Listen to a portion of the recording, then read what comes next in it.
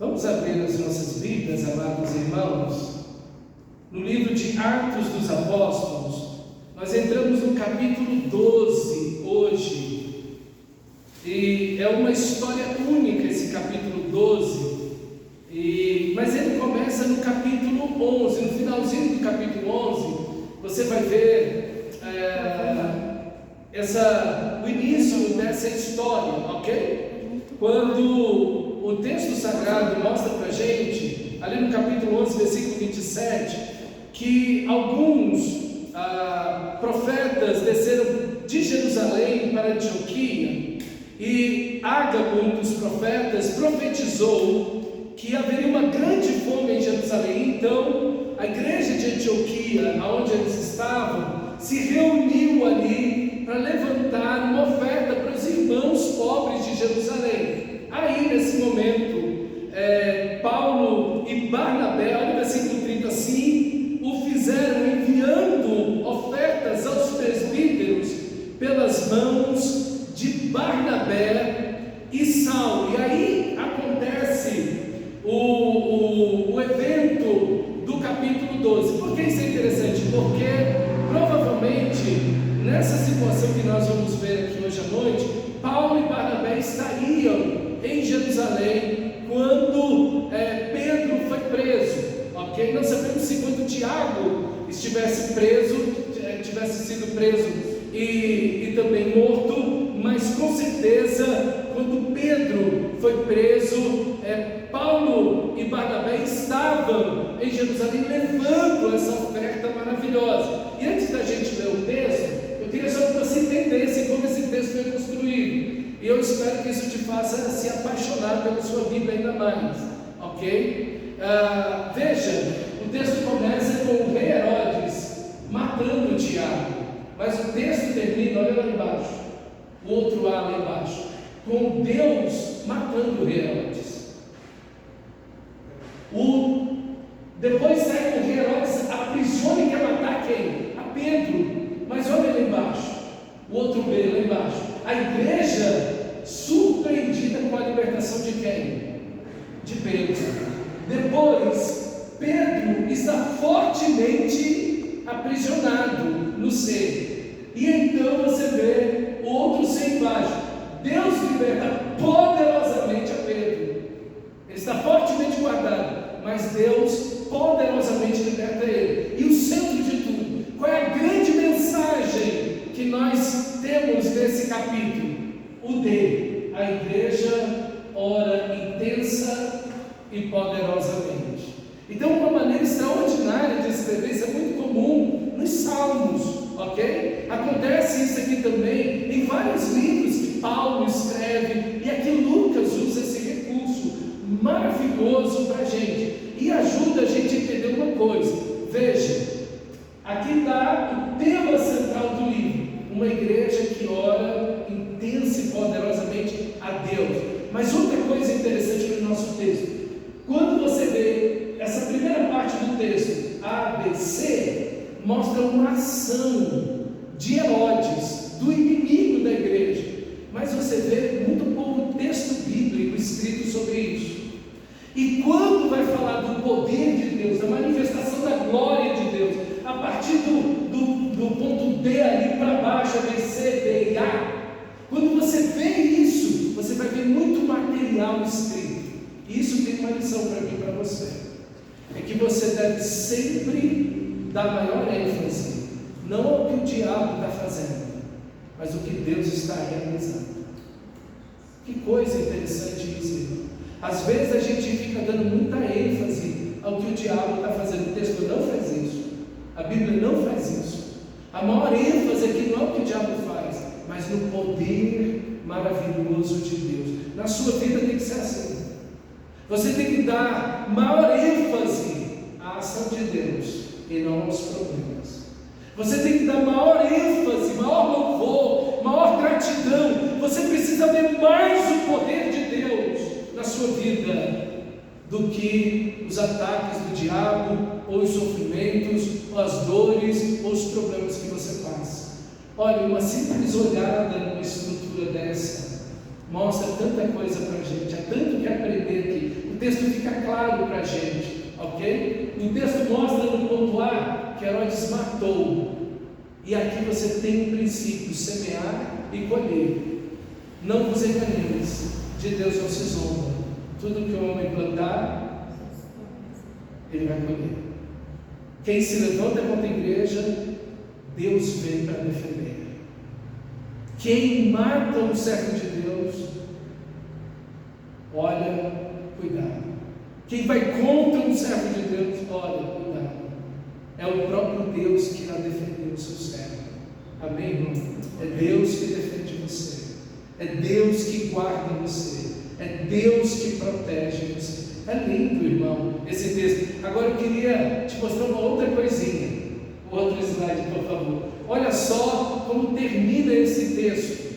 E é maravilhoso também quando Herodes, ele, depois que Pedro é livre por parte do Senhor, Herodes então, ele vai atuar novamente. E olha lá, Herodes, ponto A, vestido de trajes reais. No A lá embaixo, ele é comido de vermes. O que veste ele agora são os vermes. Antes ele estava vestido de roupas reais, mas agora ele está vestido de vermes. Morreu, porque Deus o matou. Depois o ponto B, ele está sentado no trono, mas embaixo no ponto B, por ele não ter havido, não ter dado glória a Deus. Quem está sentado no trono de verdade, no trono do universo, ele não viveu para a glória de Deus, e o resultado foi esse. E então você tem o ponto C: dirigiram-lhe a palavra, o povo clamava, é voz de Deus e não de homem. E no mesmo instante, o próprio Deus, o Deus soberano, o Rei dos Reis, enviou um anjo e o feriu. Foi o próprio Deus que o feriu. Agora eles sabem quem é Deus de verdade. Não é um homem, é o Senhor. Irmão, quem escreve assim é muito extraordinário, não é? Não é maravilhoso alguém que faz algo assim? Você não vai ver isso na literatura hoje atual. É uma riqueza, é uma beleza, é uma forma maravilhosa de pensar. Há um trabalho que esse texto, todo ele, isso eu estou falando de um capítulo, existem livros da Bíblia inteira que foram escritos assim, capítulos inteiros escritos assim. Veja o carinho, o cuidado que Deus tem, o zelo que Deus tem em construir a sua palavra e nos entregar a sua palavra. Que você ame a sua Bíblia, que você leia a sua Bíblia. Eu quero dizer para você que tem muito para você descobrir na sua Bíblia, na palavra de Deus. Vamos para o nosso texto então, capítulo 12, o versículo 1. Diz assim o texto sagrado: nesta ocasião, isso é, na ocasião em que Pedro e Barnabé, como terminou o capítulo 1, estavam em Jerusalém trazendo a oferta, ok? Para os irmãos necessitados. O Herodes prendeu alguns que pertenciam à igreja com a intenção de matá-los, ou talvez sua Bíblia vai dizer de maltratá-los. A ideia aqui realmente é de matá-los. E mandou matar a espada Tiago, irmão de João. E aqui a gente já tem um primeiro ponto. A igreja nunca teve, a igreja verdadeira, ela nunca teve a simpatia dos políticos, porque a maioria dos políticos é gente que não presta, ponto. É gente que está ali pelo dinheiro, é gente que está ali pela cobiça, pela ganância. E a igreja sempre foi uma voz de Deus no meio do mundo, é luz e sal do mundo. Então, tudo que está errado, vai lá o profeta de Deus, o homem de Deus, a igreja de Deus, e aponta e diz: vocês têm pecado. Lembra de João Batista?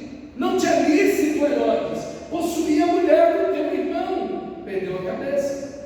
Veja, Elias, Acabe e Jezabel querem matá-lo. Veja que toda a igreja, o povo de Deus, ele está sempre, é a coluna, é o fundamento da verdade. Então ela sempre está em defesa da verdade. Por isso ela não tem muito a simpatia dos poderosos e dos políticos, porque eles sempre querem agir de uma forma leviana, a maioria deles. Então, a igreja sempre vai trazer uma denúncia a esse respeito, porque a igreja deve prezar pela verdade, a igreja deve prezar pela justiça. Por isso que é errado esses conchavos políticos da igreja com políticos, essas alianças de igrejas de cristãos com políticos. Não pode.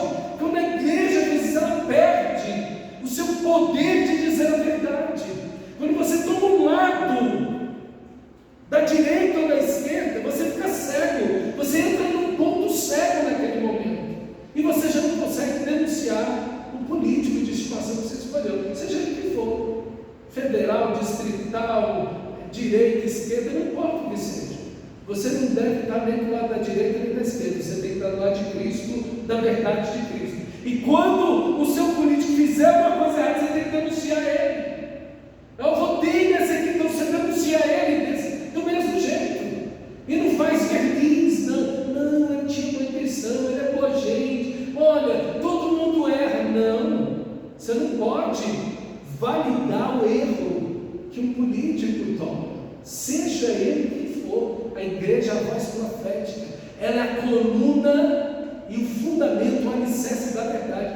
Não importa quem esteja no poder, a igreja tem que ir lá denunciar, a igreja tem que ir lá apontar o dedo. E essa igreja está pregando o Evangelho, e obviamente denunciando o pecado, a corrupção, e naturalmente Tiago é o outro. Tiago aqui é o irmão de João, um dos 3 discípulos principais de Jesus: Pedro, Tiago e João, ok? Eles eram pescadores, faziam parte, Tiago, do grupo dos 3 discípulos mais próximos de Jesus, que viram a transfiguração. Enfim, ele era um desses 3, é o primeiro mártir da igreja, que está sendo passado pelo fio da espada. A ideia aqui é da decapitação, ok? Ele foi decapitado, arrancaram a cabeça dele com a espada, ok? Então, veja, a igreja está sendo perseguida, a perseguição não acabou, agora a perseguição é por parte dos judeus, não mais com Saulo, mas ela continua, e Herodes, então encabeça essa situação, e prende outros irmãos, e entre eles o próprio Pedro, que era o principal dos apóstolos, agora para matar. Lá no versículo 3, vendo isso, Pedro quis agradar os judeus. E está vendo, política é assim, ele quer agradar, ele quer fazer a coisa para agradar. Então, vendo isso, que ele agradava os judeus, o que ele fez? Prendeu também, prosseguiu prendendo também a Pedro durante a festa dos pães asmos, isso é sem levadura, ok? Então ele prende Pedro, e aqui você vê a ação política é exatamente essa. O político, ele quer agradar o máximo de pessoas possíveis, ele está fazendo sempre o erro. Se é para agradar, ele vai fazer o erro, não importa se é errado ou certo. Os políticos, eles são pragmáticos. O que é um pragmático? Pragmático é alguém que é aquele ditado: os fins justificam os meios. Não importa como eu vou chegar lá, o importante é chegar lá. Não importa se eu vou passar por cima das pessoas, eu vou mentir, não importa, eu vou chegar lá. Então, irmãos, o político é pragmático. A igreja age por princípios, e aqui a igreja deve defender os princípios bíblicos. A igreja deve estar agarrada à palavra de Deus. E os políticos, eles vão querer agradar a massa, a maior quantidade, eles querem popularidade. Eles vão fazer o que eles querem fazer, não importa o que seja. Eu quero dizer para você, político é tudo político, da direita ou da esquerda. É a gente que se ilude com esse negócio que político da direita é melhor do que político da esquerda. Ilusão da gente, ilusão. Gente, a gente às vezes está defendendo coisas que não faz o mínimo sentido. Você deveria até pregar o Evangelho, no lugar de estar defendendo político por aí. E eu queria ver os crentes de hoje em dia que defende político com coração. Rapaz, vira tigre para defender o seu político. Eu queria ver você pregar o Evangelho assim. assim, paixão, sangue nos olhos, alma ardendo, coração pulsando, tomado da verdade, pregando o Evangelho. É isso que a igreja precisa disso, e não de ficar atrás de política, defendendo política. A igreja não deve venerar-se por isso. Toda vez dentro da história que a igreja teve alianças políticas, a igreja se perdeu. Todas as vezes. É histórico. É histórico. Então, não devemos entrar nesse caminho. Versículo 4: depois de prendê-lo, lançou-o no cárcere, designando 4 escoltas de 4 soldados, cada uma para guardá-lo. Herodes pretendia submetê-lo a julgamento público depois da Páscoa. Pedro então ficou detido na prisão, mas a igreja orava intensamente por parte a Deus em favor de Pedro. E aqui a gente vê a ação. É sempre essa, meus amados irmãos, quando a igreja está sendo perseguida, a igreja, o inimigo sempre quer limitar a igreja, o cristão, quer cercear a igreja, e lança, assim, de forma exagerada. Tem 16 soldados guardando um homem. Eles estavam chamando a 2 homens, tem 2 homens na porta, tem mais 4 lá na frente e outros 4 do lado de fora. Então assim, é um negócio absurdo, né? Um negócio assim que foge até da nossa ideia. É para não fugir de jeito e hipótese nenhuma. Ah não, alguém foi corrompido, alguém ofereceu dinheiro para um deles. Mas é difícil você corromper 16. Você até consegue corromper 1 ou 2, mas você tem que corromper 16. Não dá para fazer isso, ok? Não dá para fazer. E todos eles iriam pagar com a própria vida se Pedro escapasse. Então, o que adianta ser corrompido se eu não vou nem desfrutar do dinheiro que eu ganhar para soltar Pedro? Então esses homens estavam guardando Pedro com a própria vida. E essa estratégia de colocar muitos guardas é realmente para intimidar. E é isso, irmãos, que o inimigo sempre faz contra a igreja. É isso que a igreja sempre vai encarar. Esse estado de intimidação, essa ideia de ser presa, de estar aprisionada e de não avançar, de não ir pregar o Evangelho, de não avançar segundo a vontade de Deus. Mas é interessante, o texto mostra que Tiago foi morto, foi decapitado, mas nós vamos ver no texto que Pedro foi livre. E aí você olha e fala, mas por que Tiago então foi morto? E por que Deus quis livrar a Pedro? Meus irmãos, a gente não consegue entender todos os planos de Deus.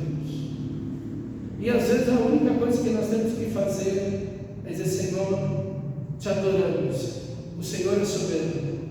Na sua soberania, o Senhor quis que Tiago fosse martirizado. Glória a Deus ao teu nome. Herodes pode ter passado ele pelo fio da espada, mas o soberano Senhor está agindo. Deus não perdeu o controle. Mesmo que Tiago tenha sido morto ao fio da espada, Deus não perdeu o controle. Deus é o Senhor. Ele é Deus. E não tem rei político poderosos desse mundo que podem impedir o agir de Deus. O Senhor é Deus. O Senhor é Deus. E Deus, na sua soberania, permitiu que Tiago fosse decapitado. E o mesmo Deus enviou um anjo para libertar a Pedro. Deus não poderia ter livrado Tiago, sabe?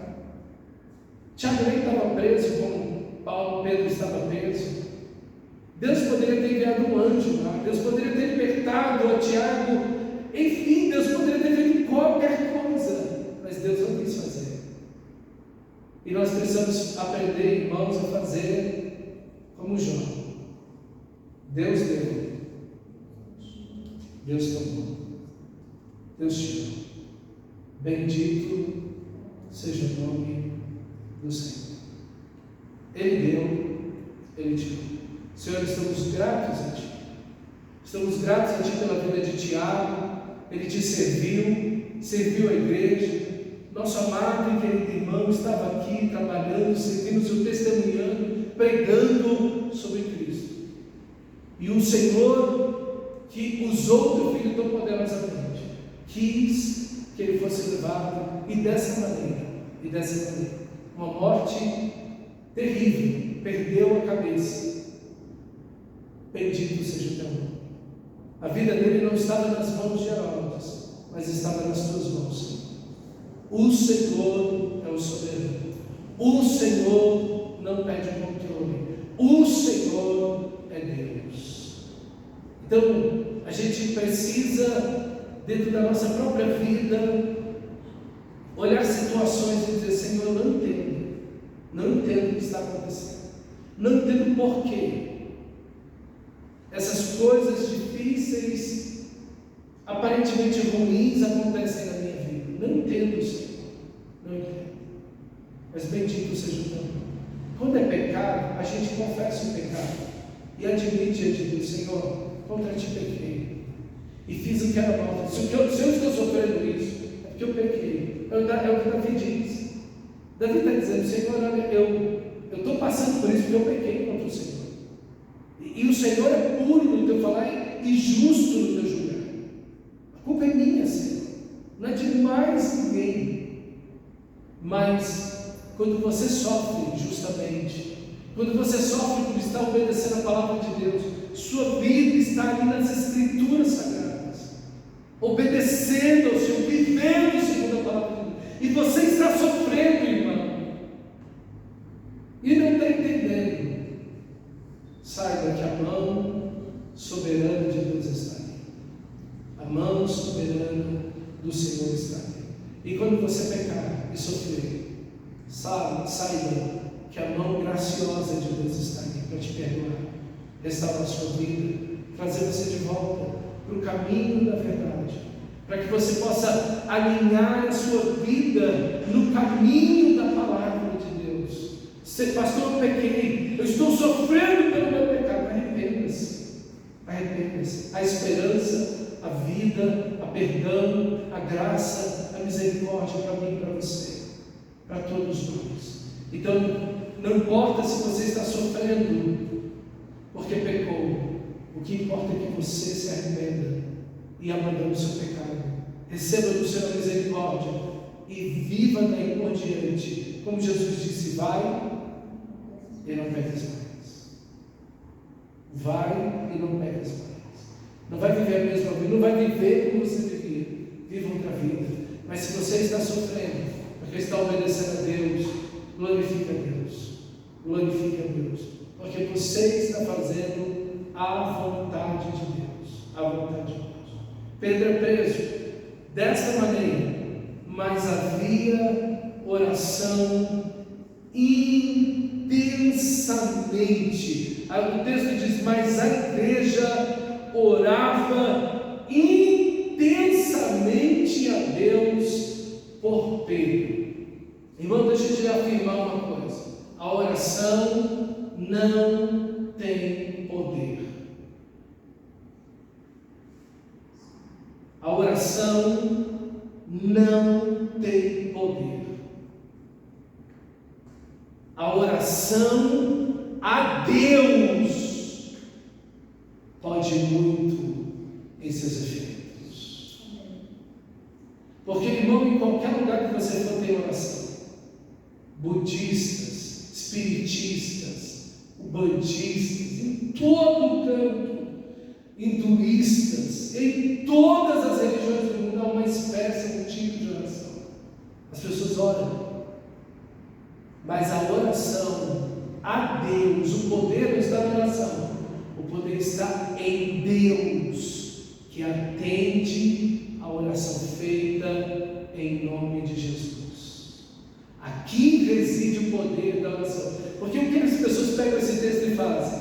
Olha, a oração é poderosa. Sim, ela ela é feita a Deus. E quem age é o próprio Deus. Enquanto a igreja ora, veja, irmão, Pedro está preso, a igreja ora e Deus age. Não, Deus é todo poderoso, não precisa nem orar. Quem disse isso? Não, se Deus é o soberano, é o todo poderoso, a gente não precisa orar. Está errado, totalmente errado.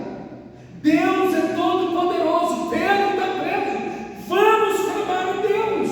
Deus pode tirá-lo de lá, Deus pode resgatar seu filho. Então vamos orar, vamos buscar o Senhor, vamos bater na porta da graça, vamos clamar a Deus de todo o nosso coração. É isso que a igreja faz, e é isso que nós devemos viver, é isso que nós devemos fazer. Irmãos, essa é uma igreja que não lança mão de artimanhas políticas. Eles não vão num político mais próximo a Herodes. Não, olha, eu conheço fulano de tal, que é um político muito influente lá onde Herodes está, vamos conversar com ele para que ele possa mexer lá a situação e libertar Pedro. Não, eles vão orar, eles vão orar. O que falta, irmão, de verdade hoje, especialmente hoje, é uma igreja que leva a oração a sério, que leva a oração a sério, que busca Deus, que ora a Deus, que insiste com o Senhor. Crentes, irmãos, que quando estão em apuros, em apertos, oram, mas quando tudo está em paz, quando tudo está em tranquilidade, quando a calma plena, eles perseveravam na doutrina dos apóstolos, na comunhão, no partir do pão e nas orações. Meus irmãos, essa é uma igreja que ora em tempos de paz, essa é uma igreja que ora em tempos de guerra, essa é uma igreja que ora poderosamente. A oração a Deus é uma arma poderosíssima. A oração a Deus, a ação de Deus por meio da oração, irmão, rompe as cadeias do pecado e das trevas, da morte, destrói os inimigos, vence as trevas. Então, olha, irmão, você tem o privilégio da oração. Você, por causa do sangue de Jesus, pode ir direto a Deus. Você não tem intermediário algum. É você e Deus por meio do sangue de Jesus. É você e o Espírito Santo ao Pai Celestial pelo sangue de Jesus. Que privilégio você falar com aquele que é um Todo-Poderoso. Ele é dono de tudo, Ele é Senhor de tudo, Ele reina sobre todos, Ele é o único Deus que existe, Ele é o dono de tudo que há, visível e invisível, sejam tronos, soberanias, sejam principados e potestades, tudo que existe pertence a Ele. A Ele tem todo o controle sobre tudo o que existe. Meus irmãos, os ventos, os animais, pequenos animais, você viaja, você sai daqui, anda centenas de quilômetros, está lá Deus cuidando daqueles bichinhos que estão lá no mato, você olha lá, aos bilhões, aos trilhões, Deus está cuidando. Que coisa extraordinária, irmãos. E você tem o privilégio de orar a Deus. Então você precisa aprender a orar em tempos de paz, em tempos de guerra, em tempos de alegria, em tempos de tristeza. Infelizmente, irmãos, a maioria dos crentes ora simplesmente quando está em luta. Leva muito pouco a sério uma vida de oração, uma vida devocional, em tempos de paz. Quando dá guerra, quando tem problema, quando tem enfermidade, orem por mim, e pede oração, e ora. Mas quando tudo está em paz, larga a mão da oração, descansa em relações, se torna muito relaxo. Aqui está uma igreja que ora em todo tempo, e aqui nós devemos aprender isso, que em todo tempo nós precisamos levar a sério a oração da comunhão, do relacionamento com Deus, de expor o nosso coração a Deus, de abrir a nossa alma para Deus, de declarar amor e adoração e gratidão a Deus em oração, mas também colocar diante dele toda a nossa ansiedade, porque ele tem cuidado de nós em todo tempo, orar incessantemente, orar intensamente, orar poderosamente, orar com o coração, orar com a alma, orar sem cessar. Essa ideia bíblica maravilhosa de uma oração contínua do nosso coração a Deus, em que elevamos a Deus o nosso coração. Aqui está uma arma poderosíssima dessa igreja, a palavra de Deus, mas a oração. Essa igreja é poderosa, porque ela é poderosa na oração. Nós podemos muito pouco. No reino de Deus não podemos nada sem oração. A igreja precisa orar. Às vezes a gente está vendo as pessoas substituindo a oração por iluminação. A gente está vendo as pessoas substituindo a oração por decoração.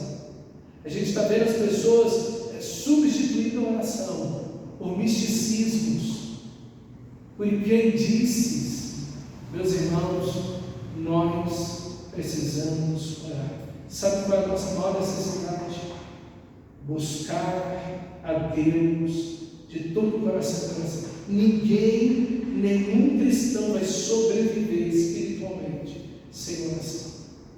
Oração, essa respiração espiritual. Orai sem cessar. Sem oração você não sobrevive na fé, meu irmão. Não sobrevive. Você precisa orar. Você precisa buscar a Deus em oração. Na noite anterior ao dia que Herodes iria submetê-lo a julgamento. Interessante. Deus espera o último momento. Parece que Deus testa a nossa fé.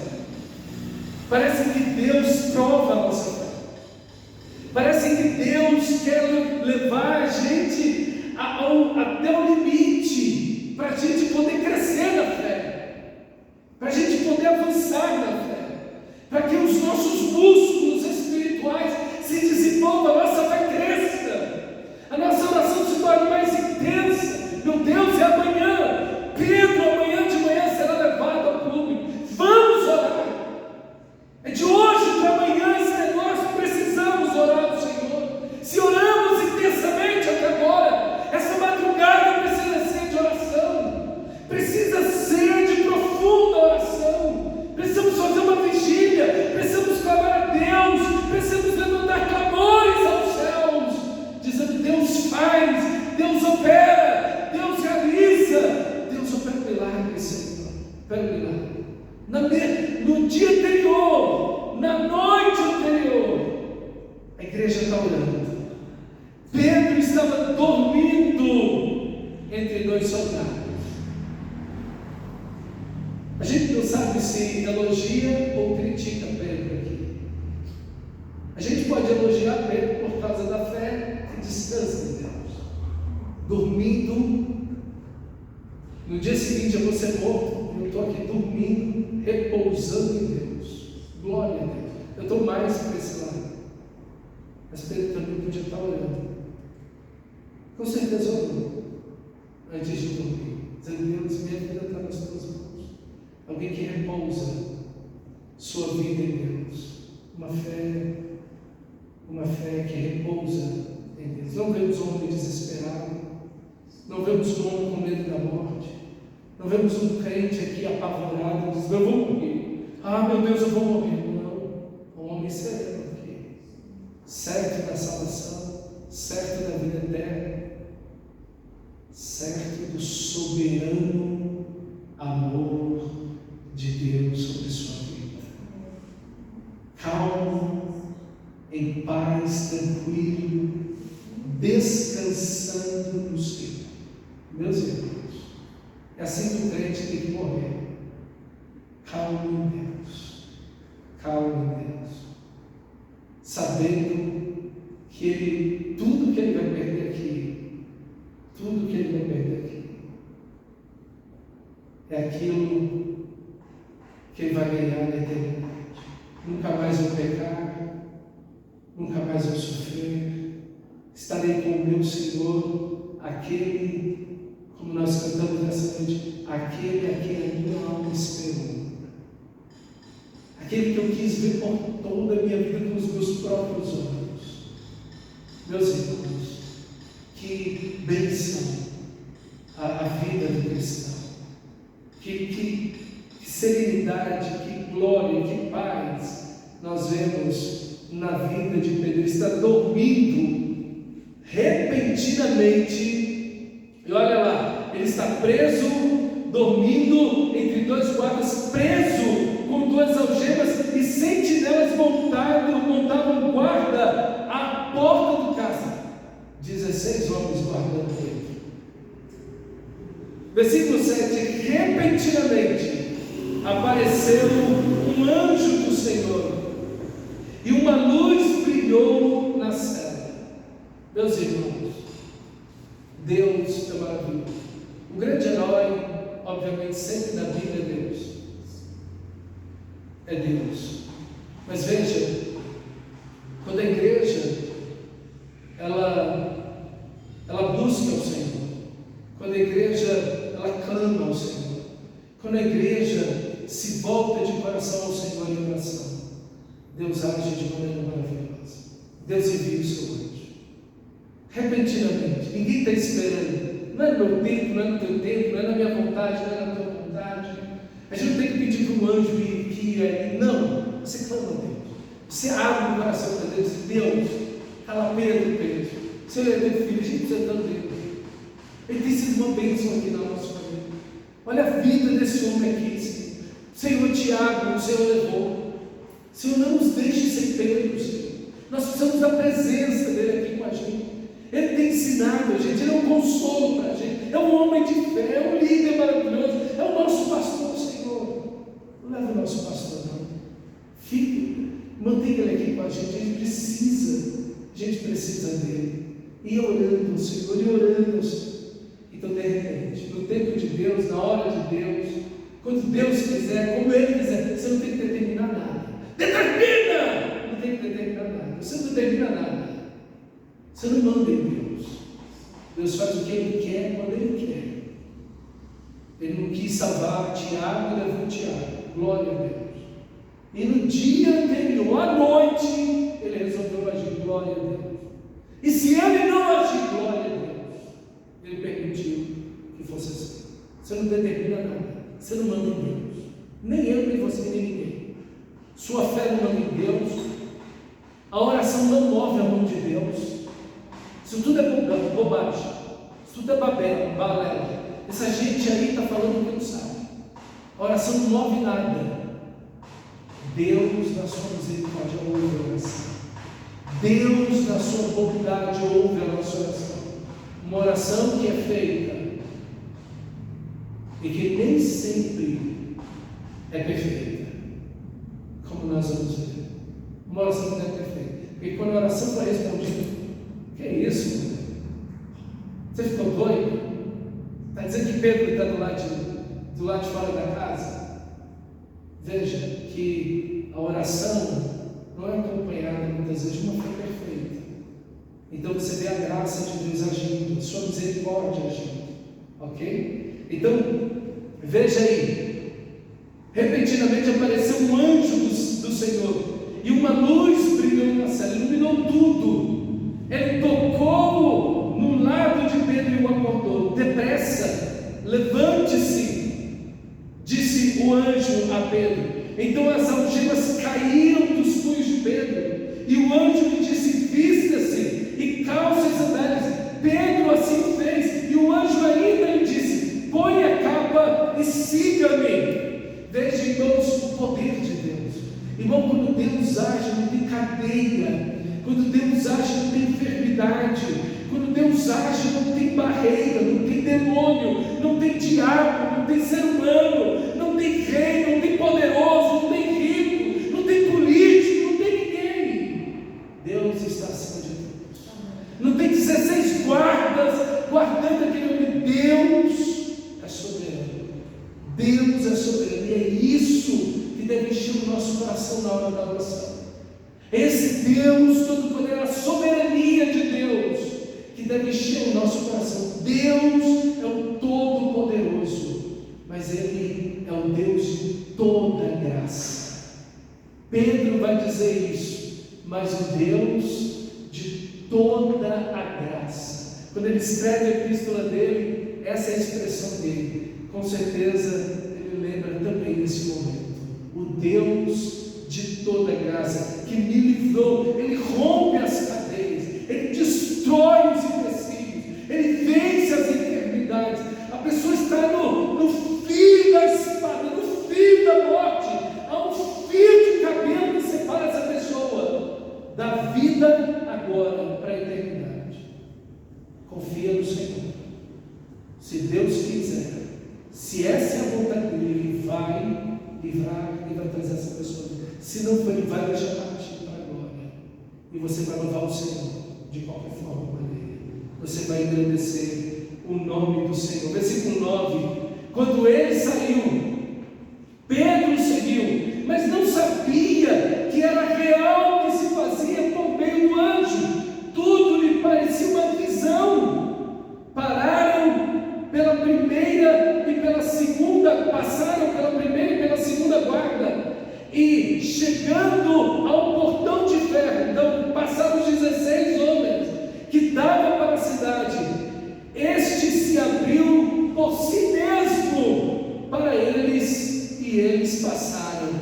Tendo saído, caminharam ao longo de uma rua, e de repente o anjo o deixou.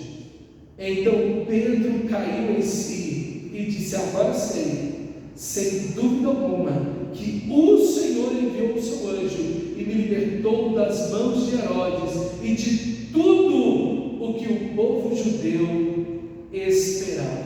Então Deus liberta o seu filho.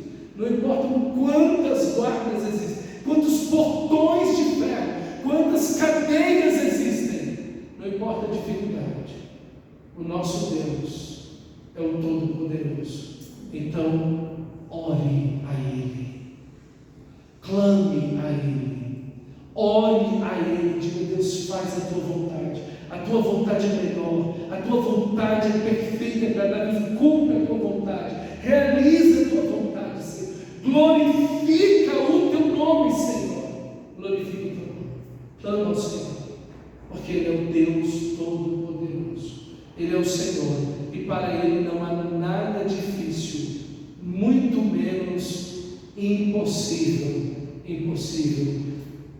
Olha aí então, versículo 12. Percebendo isso, ele se dirigiu à casa de Maria, mãe de João, também chamado Marcos. E essa mesma citação vai acontecer no final desse capítulo, versículo 25. Tendo terminado a sua missão, Barnabé e Saulo voltaram a Jerusalém, levando consigo João, também chamado Marcos. Aqui nós temos a menção de João Marcos. Ele é filho de Maria. Essa casa foi a casa onde aconteceu o Pentecostes, a última ceia. Essa casa aqui é um local, um ponto central, onde a igreja se reunia. Era um forte, era como um castelo para a igreja, ok? Onde a igreja se reunia, uma família que amava Cristo Jesus, que seguia Cristo Jesus.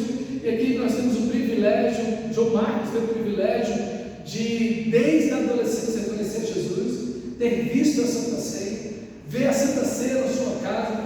Foi ele que viu Jesus no Getsemane suando sangue e ouviu a oração de Jesus, porque os discípulos estão ao longe dormindo, como eles ouviram a oração, como eles viram Jesus suar sangue. Tudo é João Marcos que vê. É aquele que no Evangelho de Marcos é aquele menino, aquele rapaz que está lá no jardim de Getsemane enrolado num pano, e quando os guardas chegam, ele sai correndo e deixa o manto para trás e vai correndo pelado para casa de noite. É esse menino aqui, é João Marcos. Ele é sobrinho de Pedro, ele vai na primeira viagem missionária. Ele tem assim um privilégio extraordinário, viu? E na morte de Paulo, ele também está lá. Que coisa maravilhosa. João Marcos foi uma bênção. Que família abençoada essa aqui, irmão. Uma família de fé, uma família onde a casa é uma casa de oração, A igreja está reunida naquela casa orando. A sua casa é uma casa de oração? Quantas vezes vocês param para orar lá por dia? Juntos, como família. Tem oração lá, vocês oram no carro, vocês oram andando, vocês oram juntos, estão orando juntos. Irmão, precisamos disso. Famílias que estão em oração.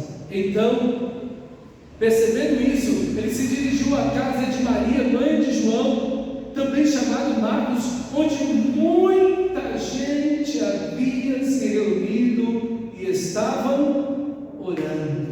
Uma vigília de oração pela vida de Pedro. Pedro bateu na porta do alpendre e uma criada chamada Rode, a irmã Rosa da igreja, falava Rode, significa rosa. Aí, irmã Rosa. Aí tem uma irmã Rosa também, vai conhecer a sua xará lá na glória. Ah, que tem lá, a irmã Rosa atendeu a porta, ok? Veio atender. Ao reconhecer a voz de Pedro, tomada de alegria, glória a Deus, ela correu de volta, sem abrir a porta, e exclamou: Pedro está à porta. Versículo 15: você perdeu o juízo, disseram. Olha, irmão, como é que Deus é gracioso. As pessoas estão reunidas, orando a Deus pela libertação de Pedro, e eles não creem muito, mas Deus atende a oração. As nossas orações às vezes são tão fracas, não é verdade? Às vezes elas têm pitadas de incredulidade. Não que a gente deva se acostumar com isso. Ah não, Deus ouve do mesmo jeito, então eu vou ficar na minha pequena fé aqui mesmo. Não, não é isso que o texto está ensinando. O texto está chamando você a crer mais em Deus. O texto está chamando você a ser mais fervoroso na oração. O texto está chamando você a crer mais no Senhor da glória. Ele está chamando a incredulidade, pelo contrário. Mas veja, o grande herói aqui é Deus. Pedro está dormindo, ele não está orando mais. A igreja ora, mas não crê muito, está perdendo a esperança. Mas mesmo nesses momentos, quando a igreja perde a esperança, Deus na sua misericórdia age. Deus na sua misericórdia opera. Deus na sua misericórdia atua. Deus salva. Deus opera. Meu irmão, se a sua fé for pequena e fraca, creia. Se você não tiver forças físicas e emocionais, continue orando. Se você estiver doente fisicamente ou na sua alma estiver doente, continue orando. Meu irmão, se você já não está crendo mais, se a sua fé já se esvaiu, se você já perdeu a esperança, continue orando. Continue orando, dizendo: Deus, eu perdi muito a minha esperança, minha fé está fraca, mas o Senhor tem todo o poder. O Senhor pode fazer. Glorifica o teu nome, Senhor. Glorifica o teu nome. Faz, Senhor. Faz. Ainda que a minha fé seja pequena, ainda que a minha fé esteja fraca, ainda que a minha voz mal saia, ainda que existam só pensamentos de oração, faz, Senhor, porque a ti pertence o poder. Glorifica o teu nome. E eu quero dizer, Senhor, que vou te dar toda a glória quando o Senhor fizer. Toda a glória. Eu não vou me gloriar, eu sou uma pessoa de fé. As minhas orações são muito poderosas. Olha, qualquer coisa chama que eu oro, porque a minha oração é muito poderosa. Ali tem um irmão poderoso na oração. Nada disso. Tudo errado. Poderoso é Deus, irmãos.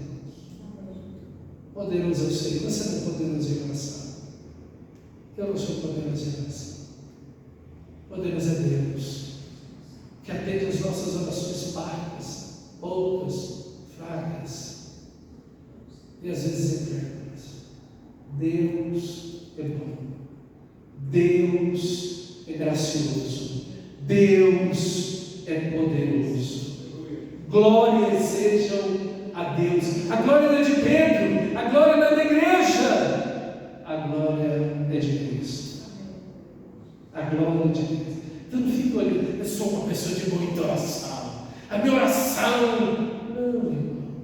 Dê glória a Deus. Olha, eu já vi Deus curar pessoas. Foi Ele que fez. Foi não. Já vi Deus levantar dinheiro para essa construção. Foi Ele que fez. Foi não. Foi Ele. A glória é só dele. Foi Ele que operou. Foi Ele que realizou. Foi Ele que fez. Se Ele não tivesse feito, nada teria acontecido. A glória não é minha e nem é sua. A glória só pertence a Deus. Amém? Ou querido, não esqueça disso não.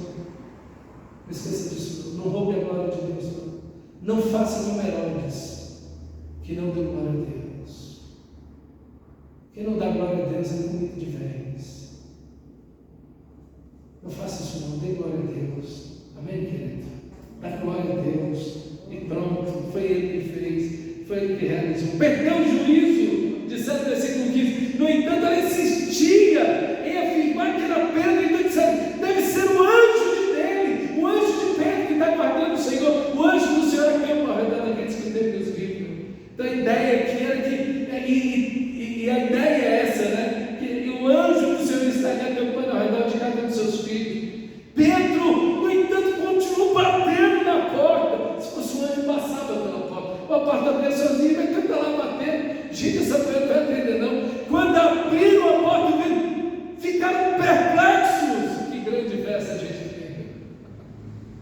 No pouco aberto, admirado por quê? Porque Deus respondeu a oração. Não tinha que ficar admirado porque Deus respondeu a oração. Porque Ele responde a oração. Não fique admirado porque Deus respondeu a oração.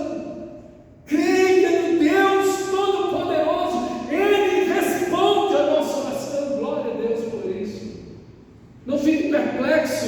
Creia. Eles, Pedro, fazendo sinal de silêncio, para que se calassem, descreveu como o Senhor o tinha tirado da prisão. Ele está vendo que o texto diz que as orações dele tinham tirado ele da prisão? Não. O Senhor. O Senhor. Lembra, a oração só tem poder se ela é feita a Deus, no nome de Jesus. Ok? Então, como o Senhor o havia tirado da prisão, ele disse: contem isso a Tiago e aos irmãos. Que Tiago é esse? Esse aqui é o Tiago, meio-irmão de Jesus. O outro Tiago, dos 12 discípulos, já havia sido decapitado no começo do capítulo. Esse Tiago aqui é o meio-irmão de Jesus, filho de Maria e José, ok? Que era um dos líderes da igreja. E aos irmãos, então ele saiu e foi para outro lugar. Claro, iriam para aquele lugar procurar Pedro, né? Na manhã seguinte, versículo 18, de manhã, não foi pequeno o alvoroço entre os soldados, quando ao que tinham acontecido com Pedro, fazendo uma busca completa e não encontrando, Herodes fez uma investigação entre os batizantes, fez um inquérito e questionou cada um deles, averiguou tudo e ordenou que fossem executados. Morreram os guardas. Herodes mandou matar os guardas. Esse Herodes aqui, ele era amigo de infância de Calígula. Gente, ele foi educado em Roma e ele era amigo de infância de Calígula. Olha, Calígula foi um dos piores imperadores, foi um dos homens mais sanguinários que existiu na face da terra. E esse aqui também, o pai dele foi o que mandou matar as crianças, ok? Foi o pai dele que mandou matar as crianças em Belém, ok? Então assim, é uma família terrível. E aí, nós vamos ver o final da vida dele, rapidamente, vou apenas ler o texto. Não, já expliquei ele aqui, como ele foi construído, então vou só explicar para você, vou só ler para que você entenda o texto aí. Fazendo uma busca, então, ordenou que fossem executados. Depois Herodes foi da Judéia para Cesareia e permaneceu ali por algum tempo. Versículo 20, ele estava muito irado contra o povo de Tiro e Sidom. Não sabemos o porquê ele estava irado, mas houve uma contenda entre o pessoal de Tiro e Sidom. Contudo, estes haviam se reunido e procuravam ter uma audiência com ele. Tendo conseguido o apoio de Blasto, homem de confiança do rei, pediram paz, porque dependia obter alimento. Então tira esse dom lá já mais para o norte, dependiam do alimento que vinha da terra do rei, e então, intrigados aí, procuraram Blasto, e Blasto então fez um intermédio aí, fez um intercâmbio aí, e eles então se apresentaram para Herodes. No dia marcado, versículo 21, Herodes, vestido de trajes reais, sentou-se no trono e fez um discurso ao povo. Eles começaram a gritar: é voz de Deus, não de homem. Visto que Herodes não glorificou a Deus, imediatamente um anjo do Senhor o feriu e ele morreu vestido de vermes, ou comido por vermes. Entretanto, a palavra do Senhor continuava a crescer e se espalhar. O texto começa com os inimigos tentando destruir a igreja e destruir a palavra de Deus. Mas o texto termina mostrando como a igreja continua crescendo, como a palavra de Deus continua crescendo e se espalhando. Então, meus irmãos, não importa como o inimigo se levanta e como ele faz, eu quero dizer para você, o nosso Deus está do nosso lado. E nós, a nossa grande arma é a palavra de Deus. A nossa grande arma é a oração. A nossa grande arma é a unidade. Todos estavam reunidos, cada um nos locais, e especialmente na casa de Jeová, orando. Essas são as armas espirituais da igreja. Não são armas políticas, financeiras, nem nada disso. Ninguém foi lá tentando comprar os guardas, ou como fizeram com o pessoal de Tiro, senão comprar alguém perto de Herodes para influenciar. Não. A igreja tem as suas armas, e as suas armas são poderosas em Deus. Não são carnais, mas são poderosas em Deus para destruir fortalezas. E assim a igreja venceu e segue vencendo para a glória de Deus. Vamos orar ao Senhor. Amém. Feche seus